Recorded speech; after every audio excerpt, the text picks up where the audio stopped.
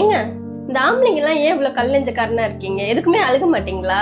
சாப்பாடுல கை வைக்கும் போது நீ எப்பப்பா வேலைக்கு போய் பெத்தவங்களுக்கு சாப்பாடு போட போறன்ற கேட்கிற கேள்விக்கு பதில் சொல்ல முடியாத ஒரு மகன். நம்மளை விட சின்ன பையன் ஒருத்தனுக்கு கல்யாணம் நடக்கும். அந்த கல்யாணத்துக்கு நம்மளே கூப்பிட்டுருப்பாங்க, நம்மளும் போயிருப்போம். அங்க வந்திருக்க சொந்தக்காரன் நக்கலா கேட்பேன், அடுத்து உனக்கப்ப அப்படின்னு. அதுக்கு பதில் சொல்ல முடியாம திணற இளைஞன். கல்யாணத்துக்கு அப்புறம் மனைவிக்கும் அம்மாவுக்கும் நடுவில் 1000 சண்டை வரும். அதுல மனைவிக்கு சப்போர்ட் பண்றதா அம்மாவுக்கு சப்போர்ட் பண்றதான்னு கலங்கி நிக்கிற ஒரு கணவன்.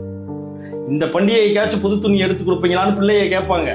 அதுக்கு என்ன பதில் சொல்றதுன்னு தெரியாம தவிக்கிற தகப்பன். வாங்கின சம்பளம் 10ஆம் தேதியே காலி ஆயிருச்சு, மிச்சம் 20 நாள எப்படிடா ஓட்ட போறோம்னு குழப்பத்திலேயே சுத்திக்கிட்டு இருக்கிற ஒரு குடும்ப தலைவன்.